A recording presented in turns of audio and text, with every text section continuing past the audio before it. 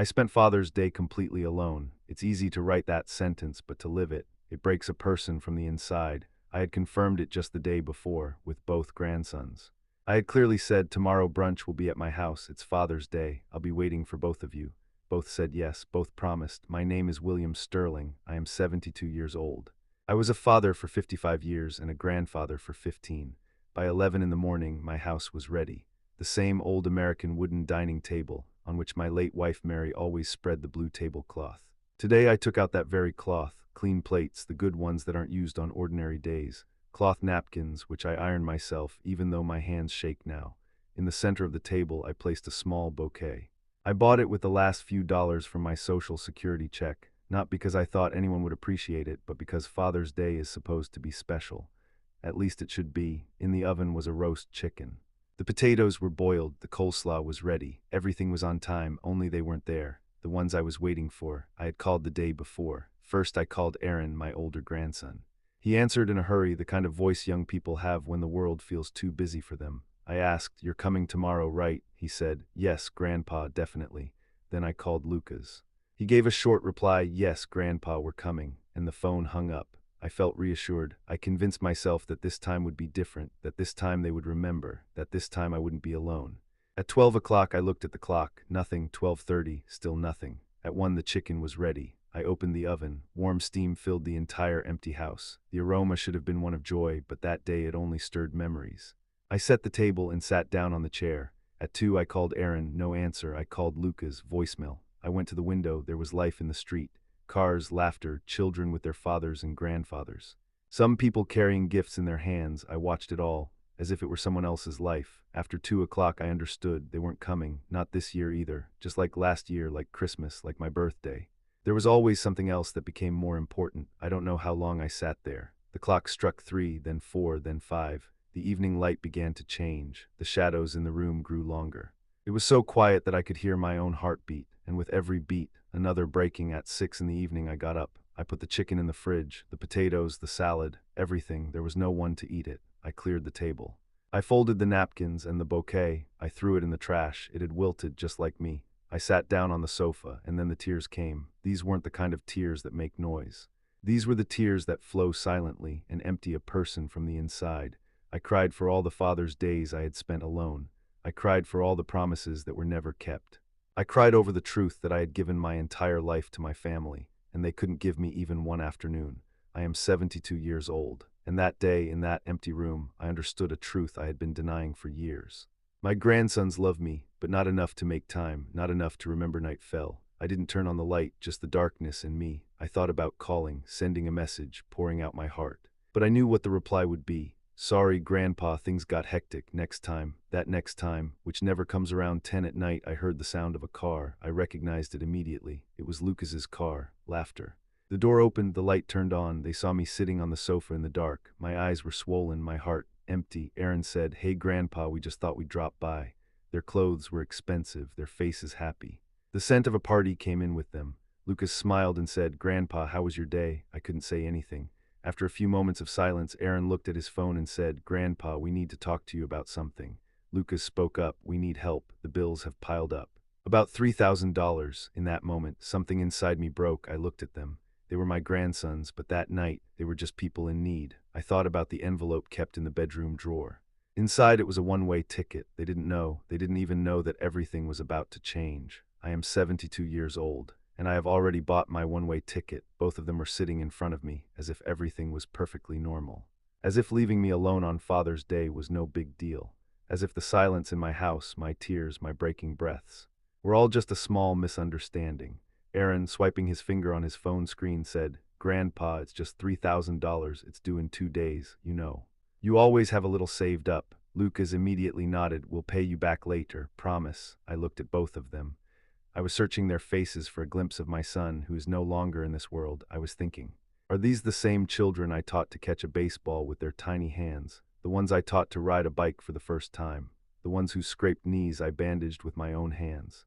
The ones who, in their school drawings, always wrote Grandpa next to me with a big smile? But today, in their eyes there was only calculation, only need, only gain. Something was stuck in my throat. My voice wouldn't come out.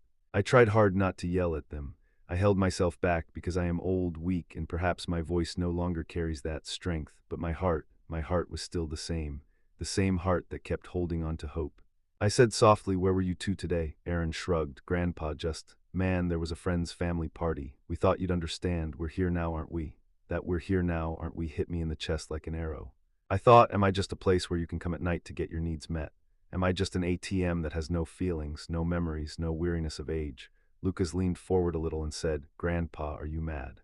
Please don't be like that. We love you." Love. That word had become so cheap. Now everyone used it when they needed something. I stayed silent. Silence is a strange thing. Sometimes it startles people, sometimes it creates fear inside them. There was fear in me too, but it wasn't their fear. It was the fear of that truth I had been avoiding for years. I stood up. My knees creaked with pain. I straightened my back. I stood in front of them, but I felt so much smaller than them. Because when you have sacrificed your entire life for people, your dignity becomes very fragile in front of them. I walked toward the bedroom and I could feel both of their eyes on my back. They thought I was going to get the envelope. They thought I was the same old grandpa who always says yes, who always suppresses his own needs to fulfill theirs. I reached the drawer. The envelope was right there where I had left it, and with it, there was something else, an old photo of my wife smiling, holding my hand. I looked at the photo and a strange question rose inside me. William. How long will you keep forgetting yourself? I closed the drawer. I didn't take out the envelope. I came back and sat down in front of them again. Aaron asked anxiously, "Grandpa," Lucas said, "are you okay?" For the first time, I looked them straight in the eye and said, "No. I'm not okay." Both of them went silent. I took a breath and said, "I was alone all day today. I waited for both of you. I cooked. I set the table, and you didn't come." Aaron immediately said, "Grandpa, sorry, just." I raised my hand to stop him. "Not just for you two, it's always just for me, never." Lucas said softly, "So the money?"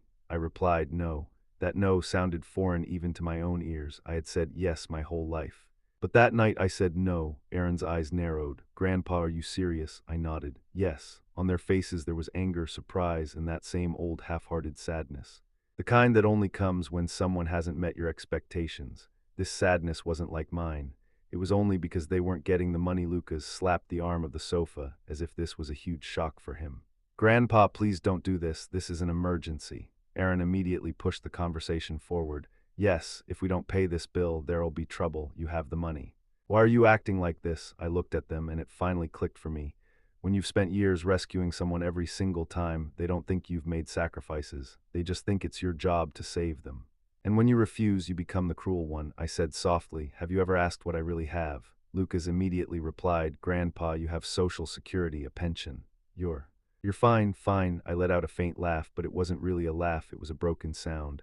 "I'm in my 80s, my medicines are expensive, my house is old, the heating system causes problems every year. I'm in the last days of my life and you're saying I'm fine," Aaron said reluctantly. "Grandpa, save the emotional talk for later. Right now it's about the bills." Hearing that, something inside me broke even more. Emotional talk for later. For me, it was always later. And for them, it was always now. I said, "You both left me alone all day and came at night just to ask for money. Do you really think I'll give you this amount?" Lucas said angrily. "Are you punishing us?" I shook my head. "No, I'm not punishing you. I'm saving myself." Aaron stood up from the chair and said, "Grandpa, you've changed. You weren't like this before." That sentence was quite interesting. When you finally stand up for yourself, people say you've changed. But when people keep using you, they don't change. You're the one who changes. I said, "Yes, I've changed." "Because I'm tired," Lucas said sarcastically. "Fine then, we'll go, but remember, you've left us in trouble." I heard their words and a strange wave of peace washed over me. It wasn't the peace of happiness. It was the peace of accepting the truth that I won't keep deceiving myself anymore. The two of them headed toward the door. As Aaron left, she said, "We didn't expect you to do this." And Lucas delivered what felt like the final blow.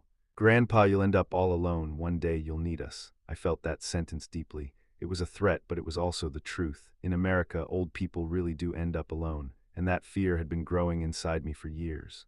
When the door closed, the house fell silent again. I looked at the clock on the wall. It was 11 at night, and suddenly I felt something else awakening inside me, a decision. I went into the bedroom. This time I opened the drawer. This time I took out the envelope. Inside the envelope was the one-way ticket. My hands trembled. I looked at the ticket and whispered, "Enough, now it's enough." The next morning I woke up late. No one knocked on the door, no one called. The house had the same silence as yesterday, but today that silence no longer felt like an enemy. It felt like testimony to my decision. I made coffee. As I held the cup, I felt weakness in my fingers. It wasn't just physical weakness, it was the weakness of a life spent living for others. I sat at the kitchen table and placed the envelope in front of me, the one-way ticket. I had looked at it many times before, but today, for the first time, I felt less fear in it and more freedom. A question echoed in my mind, where am I going? I told myself, William, you're not going for anyone else anymore. You're going for yourself, and that sentence felt revolutionary to me. I had never done anything just for myself. I opened my laptop, old hands, slow fingers, but I searched. Senior living communities near coastal towns. I liked the sea air. My wife always used to say that people break less when they live near the ocean. I found one place in South Carolina.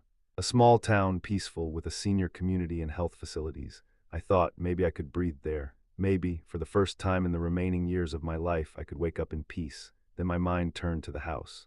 This house where I raised my children, where I lost my wife, where I watched my grandchildren laugh, and where on Father's Day I cried alone and realized that I too am human. I looked up a real estate agent's number. Then I paused. Could I really sell my house? Could I sell my memories? But then I reminded myself, memories don't live in walls. Memories live inside a person. And if the inside breaks, the walls save nothing. I made the call. A woman answered with a cheerful American accent. Hi, this is Karen. How can I help you? I took a deep breath. My name is William Sterling. I want to list my house. There were a few seconds of silence on the other end, then she said softly, Of course, Mr. Sterling. We can schedule a visit. When would you like us to come? I replied, tomorrow. Saying that, my heart pounded hard. This decision was real. It wasn't a dream, it was reality. In the afternoon, a message came on my phone from Aaron. Just 3 words, are you serious? I looked at the message and put the phone back on the table. I didn't reply. For the first time, I learned that not every question needs an answer. Not every feeling of guilt needs to be carried. The next day, around noon, there was a knock at the door. I thought it might be the agent, but when I opened it, Aaron and Lucas were standing there. Their faces had changed. The indifference from last night was gone. Today there was fear in them. The kind of fear that comes when the person who is always there suddenly draws a boundary. Aaron said, Grandpa, we want to talk. Lucas, looking down, said, We were wrong yesterday. I let them in, but I was no longer the same old grandpa. I didn't seat them on the sofa. I pulled out chairs by the dining table and sat down myself. This was my house, and now the decisions in this house were mine too. Aaron said softly, We found out you're selling the house. I looked at her.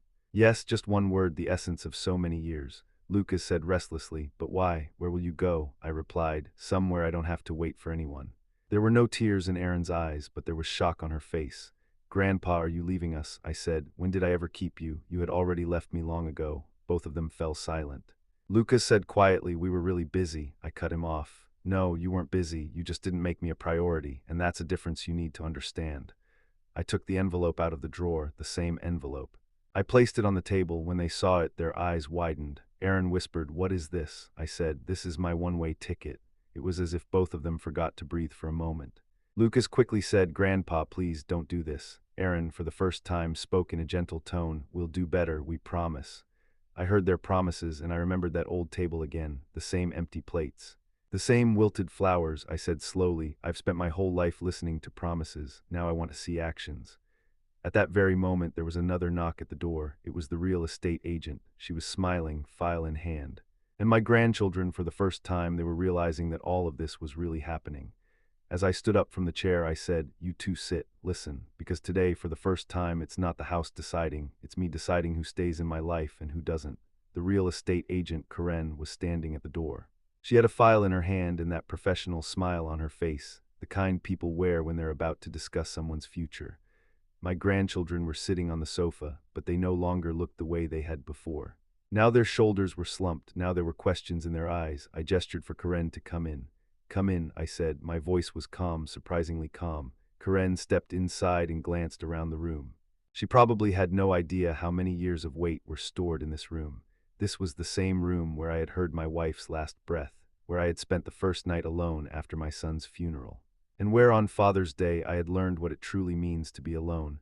Mr. Sterling, she said, opening the file, I'll just take a quick look around and then we can talk about pricing. Aaron stood up immediately. Wait, you're really selling the house? His voice was trembling. It wasn't the tremble that comes from love, but the one that comes from losing control. I looked at him.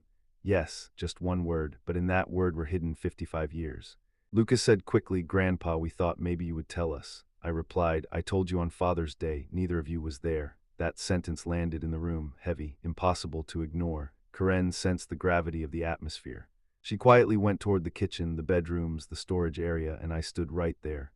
Aaron came closer to me. Grandpa, if you sell this house, where will we come? For the first time, I took interest in that question. When have you ever come? I asked. He fell silent. Lucas lowered his eyes. We didn't give you time. It was an admission, but far too late, I said softly. I never asked you for money. I never considered you a burden. All I wanted was for you to come, sit, eat, talk. I paused and took a breath, but you only remembered me when you needed something. Karen came back. All set, she said. Your home has great value, Mr. Sterling. We can list it quickly. The value of the house, I thought to myself, if only people had a market value too, one that could be recognized in time. Aaron said, almost in a pleading tone, Grandpa, give us some time. We'll change, I looked at him. I gave you 70 years, what more time is there? Karen extended the pen for me to sign the papers. I took the pen. My hand was shaking, but my heart was strong. I signed. In that moment I felt I hadn't just sold the house. I had sold my silence. I had bought back my self-respect. The house was listed. The news spread quickly. In American families, news travels like the wind in winter. Over the next few days the phone started ringing. Aaron, Lucas, even their mother, my daughter-in-law, who for years had put off calls by saying she was busy. Dad, her voice was soft, I heard you're selling the house.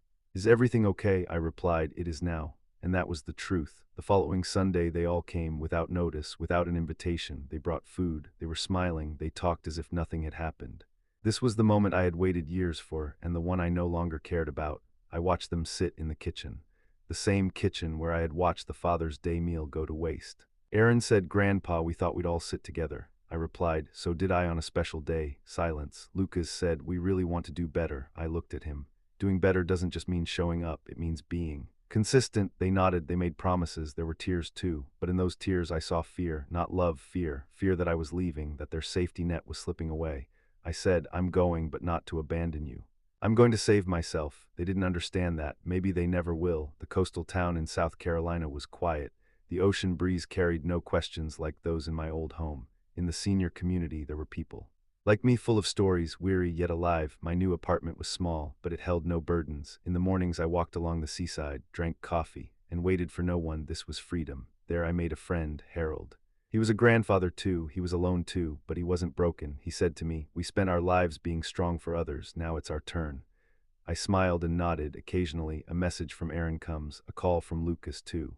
I respond, but now I no longer wait. I taught them that love isn't obtained by begging, and respect doesn't come from sacrifice. It comes from setting boundaries. My one-way ticket wasn't just a journey. It was a decision. The decision that for the rest of my life I would remain honest with myself. My name is William Sterling. I am 70 years old, and for the first time I am not alone, because I am with myself.